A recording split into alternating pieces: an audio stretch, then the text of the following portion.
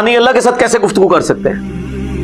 ہاں ویسے ایک شاعری انداز میں کوئی کرتا رہے وہ تو شاعر بھی کرتا رہے، وہ تو آپ کرتے رہیں، وہ تو ہم، جس طرح مولا علی کا قول ہے کہ جب میری خواہش ہوتی ہے میں اللہ سے باتیں کروں تو میں نماز پڑھتا ہوں، اور جب میری خواہش ہوتی ہے اللہ مجھ سے گفتگو کرے تو میں قرآن پڑھتا ہوں۔ واقعی قرآن تو لگتا ہے کہ جیسے اللہ ہی گفتگو کر رہا ہے بندے سے،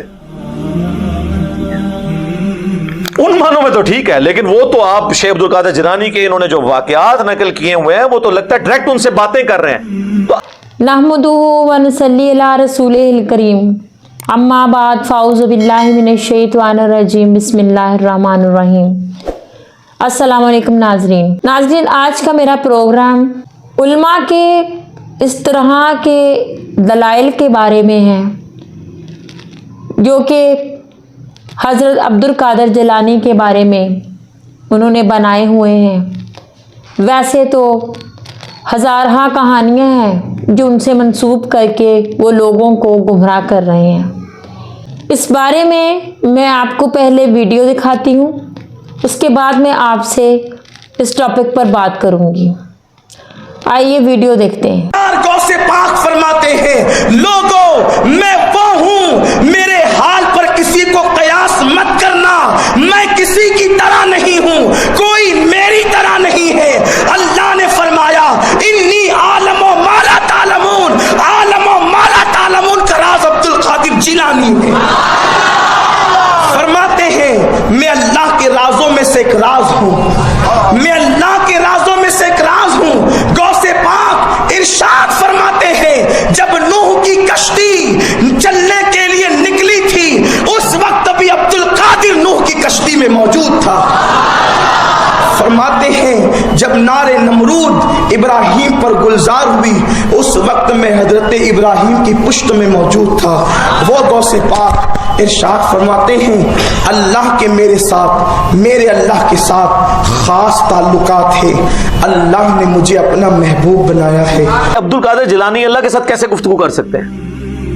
ہاں ویسے ایک شاعری انداز میں کوئی کرتا رہے وہ تو شاعر بھی کرتا رہے، وہ تو آپ کرتے رہیں، وہ تو ہم، جس طرح مولا علی کا قول ہے کہ جب میری خواہش ہوتی ہے میں اللہ سے باتیں کروں تو میں نماز پڑھتا ہوں، اور جب میری خواہش ہوتی ہے اللہ مجھ سے گفتگو کرے تو میں قرآن پڑھتا ہوں۔ واقعی قرآن تو لگتا ہے کہ جیسے اللہ ہی گفتگو کر رہا ہے بندے سے، ان معنوں میں تو ٹھیک ہے، لیکن وہ تو آپ شیخ عبد القادر جیلانی کے انہوں نے جو واقعات نقل کیے ہوئے ہیں وہ تو لگتا ہے ڈائریکٹ ان سے باتیں کر رہے ہیں۔ تو میرے بھائی فرشتوں کو تو پتہ ہی نہیں ہے یہ کہانیاں جو آپ لوگ بیان کر رہے ہیں، فرشتوں کو تو اللہ نے 2 آپشن دیے ہوئے ہیں کہ اگر کسی کی قبر میں جانا ہے تو 3 سوال کرنے ہیں، اگر وہ جواب دے دے تو اس کے لیے پھر انعام ہے، اور جو جواب نہیں دے گا اس کے ساتھ شیخ عبد القادر جیلانی کیا کچھ بھی نہیں، زمین و آسمان کی ساری مخلوقات مل کے بھی کسی انسان کو عذاب قبر سے نہیں بچا سکتی۔ شیخ عبد القادر جیلانی کیسے لڑ سکتے ہیں؟ لیکن یہ تو کتابوں کا دین ہے نا، صحیح بخاری میں موجود ہے، جامعہ ترمذی میں موجود ہے، سنن ابی داؤد کے اندر موجود ہیں قبر کے جو سوالات آئے ہیں، اور وہ بھی اکثر 3 سوال پیش کرتے ہیں، اصل میں 4 سوال ہیں، اور چوتھا سوال اس کی جان ہے، اور یہ آپ کو سارے کمبائنڈ فارم میں مشکات کی پہلی جلد میں عذاب قبر والے چیپٹر میں مل جائیں گے، صحیح بخاری کے اندر موجود ہے۔ بخاری میں تو ایک سوال کا ذکر ہے جو فائنل سوال ہے نبی علیہ السلام کے بارے میں، ما کنت تقول فی ھذا الرجل، اس مرد کے بارے میں تو دنیا میں کیا کہا کرتا تھا۔ لیکن ابو داؤد میں ہے پہلا سوال ہوگا من ربک، تیرا رب کون ہے، ما دینک، تیرا دین کیا ہے، اور تیسرا سوال یہی ما کنت تقول فی حق ھذا الرجل، اس مرد کے بارے میں تو دنیا میں کیا کہا کرتا تھا۔ مسند احمد میں یہ بھی الفاظ ہیں کہ وہ کہتا ہے ای الرجل، کس مرد کے بارے میں آپ پوچھ رہے ہیں؟ تو یہ تو دیوبندی اور بریلوی تو کہتے ہیں کہ رسول اللہ قبر میں آ جاتے ہیں، دیوبندی کہتے ہیں نہیں تصویر دکھائی جاتی خود نہیں آتے، بریلوی کہتے ہیں نہیں خود آ جاتے ہیں۔ تو وہ پھر کیوں مردہ پوچھتا ہے بھی کس مرد کے بارے میں، اگر سامنے کھڑے ہو نبی علیہ السلام؟ چلے اس کے جواب میں فرشتوں کہنا چاہیے جو آپ کے سامنے کھڑے ہیں۔ ابو داؤد اور مسند احمد کے الفاظ ہیں الذی بعث فیکم، اس مرد کے بارے میں تم سے پوچھ رہے ہیں جس کو اللہ نے تم میں مبعوث کیا تھا پیغمبر بنا کر۔ تو وہ کہتا ہے ہوا محمد رسول اللہ، وہ اللہ کے رسول محمد، ورنہ تو کہے کہ ہاذا محمد رسول اللہ، اور فرشتے بھی کہیں کہ اس مرد کے بارے میں پوچھنے ہیں، وہ کہیں گے نہیں وہ جو تم میں پیغمبر بن کے آئے تھے۔ تو تینوں سوالات کے جواب جو مومن دیتا ہے، تو ابو داؤد کے الفاظ ہیں کہ فرشتے پوچھتے ہیں کہ تجھے کیسے پتا چلا ان سوالات کے بارے میں؟ ایک چوتھا سوال ہے، اس تو بعد باب ختم، کتاباں شروع۔ وہ کہتا ہے میں نے اللہ کی کتاب پڑھی تھی تو میں نے اپنے پیغمبر کے حق ہونے کی تصدیق کی۔ اللہ کی کتاب ایک دفعہ سورہ فاتحہ 3 دفعہ سورہ اخلاص پڑھ کے نہیں بخشی سی، اللہ کی کتاب پڑھی تھی، یعنی اس کے قائد۔ تو یہ ہے اصل جان، تو جو اللہ کی کتاب پڑھتا نہیں۔ اور بخاری میں الفاظ ہیں جب منافق سے سوال ہوتے ہیں، اور منافق کی ٹرم یا فاسق کی ٹرم اس مسلمان کے لیے استعمال ہوتی ہے جو بس نام کا مسلمان ہوتا ہے، شناختی کارڈ والا، تو ہر سوال کے جواب میں کہتا ہے ہائی ہاتا لا ادری، ہائے افسوس مجھے کچھ پتا نہیں۔ تو فرشتے کہتے ہیں کہ تو نے خود پڑھ کر سمجھنے کی کوشش کیوں نہیں کی، یا کسی ایسے شخص سے سمجھنے کی کوشش نہیں کی جو دین کو جاننے والا تھا؟ اور وہ یہ بھی کہتا ہے آگے، ہائے افسوس میں وہی کہتا تھا جو لوگ کہا کرتے تھے، سنا کے سننی تننی، یہ بھی کہتا نا، وہ جی سیدھے بچپن تو وہی سنے۔ تو فرشتے کہتے ہیں تو نے خود سمجھنے کی، پڑھنے کی، یا کسی ایسے شخص کے پاس، اگر تو ان پڑھ تھا کیوں نہیں گیا جس نے تجھے بات سمجھا دی ہوتی۔ اس کے بعد بخاری کے الفاظ ہیں جب وہ سوالات کے جوابات نہیں دیتا تو شیخ عبد القادر جیلانی نہیں آتے۔ اب یہ کہیں گے تو حدیث میں لکھا ہی نہیں ہوا۔ سر لکھا ہوا ہے، یہ میں نے نکالا ہے اس میں سے، کیونکہ جب شیخ عبد القادر جیلانی آئیں گے تو ان کو آنے سے روکنے کے لیے مجھے ہی آنا پڑے گا نا۔ آپ کہیں گے کہ آئیں گے تو وہ حدیث میں تو نہیں لکھا ہوا، تو میں کہوں گا کہ نہیں آئیں گے کیونکہ حدیث میں نہیں لکھا ہوا، تو حدیث میں ہی ہوا نا۔ تو جب اسے سوالات کے جوابات نہیں آتے تو فرشتے اسے ایک لوہے کا ہتھوڑا مارتے ہیں، اور اس کی چیخو پکار زمین و آسمان کی ساری مخلوقات سنتی ہیں سوائے جنوں اور انسانوں کے۔ ناظرین، باتیں سنی آپ نے ان کی، اور انجینئر محمد علی مرزا کا بیان بھی سنا آپ نے، ان کے جوابات، ان کے دلائل، ماشاءاللہ بہت ٹھوس دلائل کے ساتھ حدیث اور قرآن کے مطابق بات کرتے ہیں۔ قبر کا عذاب اور قبر کا حساب تو برحق ہے۔ انسان کے مرنے کے بعد اس کی پہلی منزل جو ہے وہ اس کی قبر ہوتی ہے، یہیں سے اس کا حساب شروع ہوگا، اور یہیں سے اس کا عذاب یا پھر اس کے لیے اجر و ثواب۔ ناظرین، میں اپنی بیٹی کو مدرسے میں چھوڑنے کے لیے جاتی ہوں، اور میرا ایک گلی سے گزر ہوتا ہے، ایک جگہ سے میں روز گزر کے جاتی ہوں، وہاں پر چھوٹا سا ایک دربار ہے، اور اس دربار کے دروازے پر کیا لکھا ہوا ہے؟ اس دروازے پر لکھا ہوا ہے باب البرکت، یعنی کہ برکت والا دروازہ۔ اور اس دربار کے بالکل سامنے کارنر پر مسجد ہے ایک، ظہر کی نماز کا وقت ہوتا ہے، اور میں دیکھتی ہوں کہ اس قدر رش مسجد میں نہیں ہوتا، اس قدر نمازی مسجد میں نہیں جا رہے ہوتے جتنے لوگ اس دربار پر حاضری دینے کے لیے جا رہے ہوتے ہیں۔ اور یہ وہ لوگ ہیں جنہوں نے کبھی دن میں تو کیا، سال میں ایک نماز بھی نہیں پڑھی ہوتی،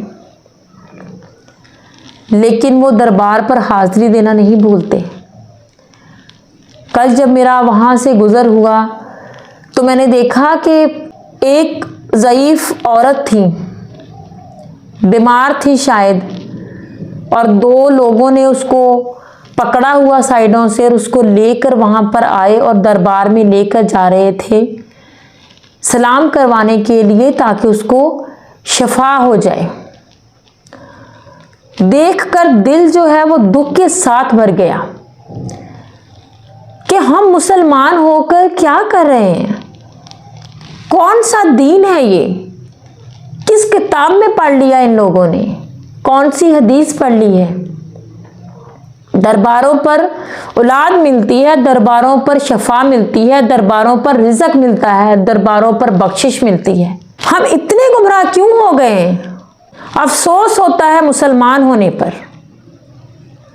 हम इस कदर गुमराह इसलिए हो गए हैं कि हम इन जैसे आलम जो हैं, जो हमें तरगीब गलत देते हैं, जो हमें ये बताते हैं कि जब हम इन बुजुर्गों की मरीदी इख्तियार कर लेंगे तो ये हमारी कब्र में शफात करेंगे, हम कब्र के अजाब से बच जाएंगे और हमें लिए बगैर ये जन्नत में नहीं जाएंगे। इंसान ने अपने अमल से जन्नत में जाना है और अपने अमल पर भी हम पूरी तरह से डिपेंड नहीं कर सकते। उसके बाद अमल के बाद अगला प्रोसीजर है अल्लाह पाक की रहमत का कि जिसे वो बख्श दे।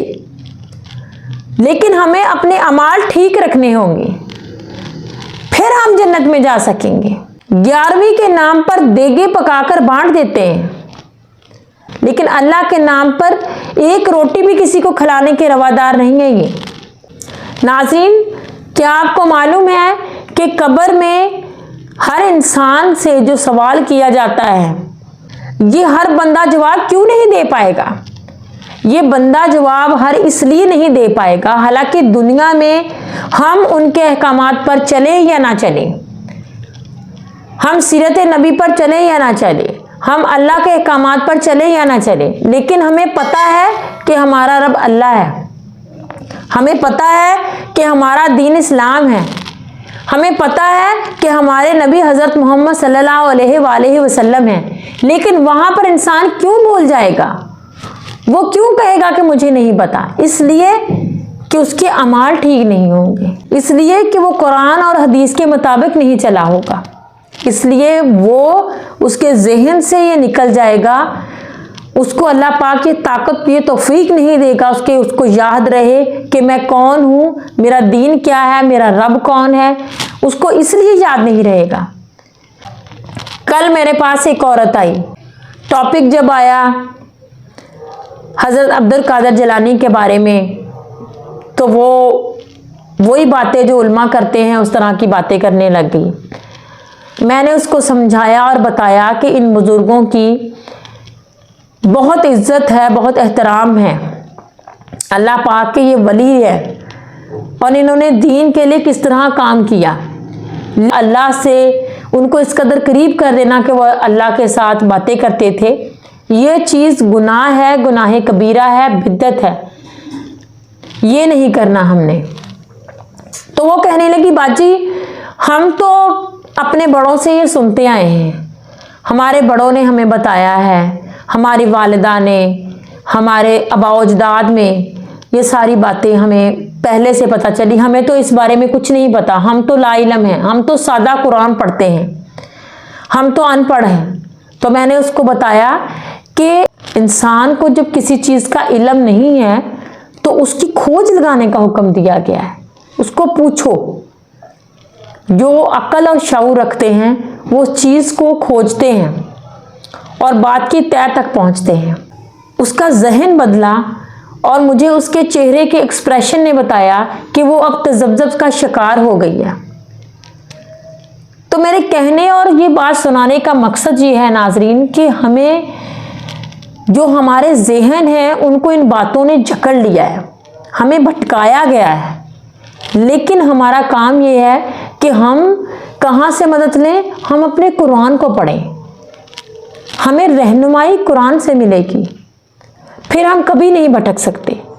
अल्लाह की रस्सी को मजबूती से थामे रखो, और अल्लाह की रस्सी क्या है? कुरान, वो किताब जो हदायत वाली किताब कहा गया है। अल्लाह पाक, मेरी दुआ है कि हमें हमारे जंग आलूदा दिलों को खोले, हमारे जंग आलूदा जहनों को खोले, रहम करे हम पर, हमें हदायत दे, सीधा रास्ता दिखाए, हमारी मदद करे कि हम भटके हुए हैं, और रास्ता दिखाने वाला वही है, हदायत देने वाला वही है। अल्लाह पाक हम सब पर अपनी रहमत करे, आमीन। छोटी सी रिक्वेस्ट आपसे, हर बार की तरह चैनल को प्लीज़ सब्सक्राइब करें, बेल आइकन के बटन को दबाएं और वीडियो को शेयर करें تاکہ اگر آپ کا ذہن بدلا ہے تو شاید کسی اور کا بھی بدل جائے، اور جس طرح سے اللہ پاک مجھے میرے لیے صدقہ جاریہ لکھے گا، جب آپ کا ذہن بدلے گا تو آپ کے شیئر کرنے سے کسی اور کو جب نصیحت آئے گی تو پھر آپ کے لیے بھی صدقہ جاریہ بنے گا۔ اچھی چیز کو ایک دوسرے کے ساتھ شیئر کیا کریں، پھیلایا کریں۔ نیکی کو پھیلانا جو ہے وہ سب سے پہلے تو ہمارے خود کے لیے نفع مند ہوتا ہے، کیونکہ یہ ہمارے مرنے کے بعد تک کا وہ عمل ہے جو ہمارے لیے آخرت میں ہمارے لیے نجات کا باعث بنے گا انشاءاللہ تعالی۔ ویڈیو کو لائک کریں، لائک کرنے سے مجھے یہ پتہ چلتا ہے کہ آپ کو میری یہ بات اچھی لگی ہے، چیز پسند آئی ہے، اور میں آپ کے لیے اور اچھے طریقے سے ایجوکیشن اس چیز کی لے کے آؤں، اسلام کی لے کے آؤں، اور آسان الفاظ میں لے کے آؤں، تاکہ آپ سمجھ سکیں کہ ہم جو کچھ کر رہے ہیں اس کے کیا نقصانات ہیں۔ السلام علیکم۔